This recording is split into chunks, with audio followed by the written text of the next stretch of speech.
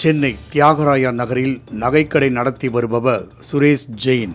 இவரது கடையில் 6 லட்சம் ரூபாய் மதிப்பிலான தங்க நகைகள் திருடு போனதாக டி நகர் காவல் நிலையத்தில் புகார் அளித்திருந்தார். அப்போது சிசிடிவி ஆதாரம் மற்றும் கடையின் உரிமையாளர் அளித்த தகவலின் பேரில் பெண் ஊழியர் ரேவதி என்பவரை கைது செய்து போலீசார் விசாரணை நடத்தினர்.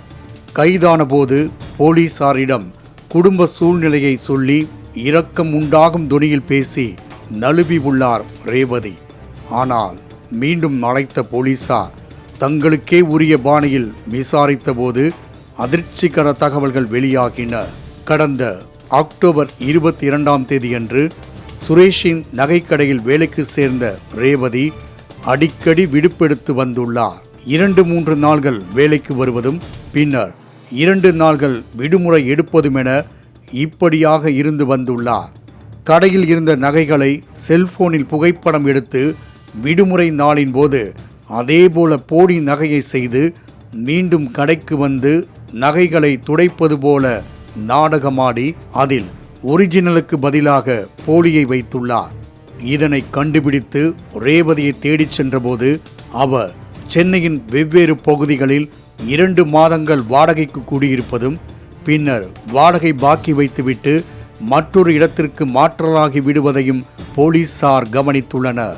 அதே நேரம் ரேவதிக்கு அவரை விட வயது குறைந்த இளைஞர்கள் 2 பேருடன் தவறான தொடர்பும் இருந்துள்ளது.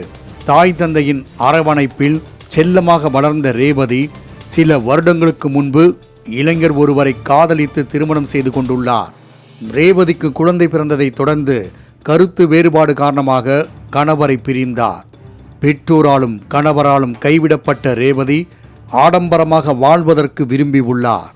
இதன் காரணமாக நகைக்கடையில் வேலைக்கு சேர்ந்து அசல் நகைகளை திருடி அதற்கு பதிலாக போலி நகைகளை வைத்து அதனை அடகு வைத்து கிடைத்த பணத்தை தனது இளம் காதலர்களுக்கு கொடுத்து வந்துள்ளார்.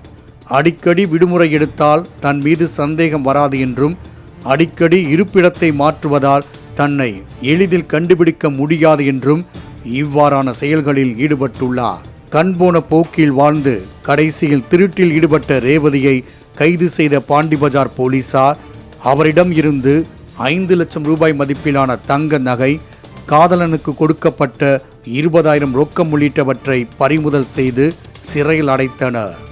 மாலை முரசு செய்திகளுக்காக செய்தியாளர் ராகவேந்தர்.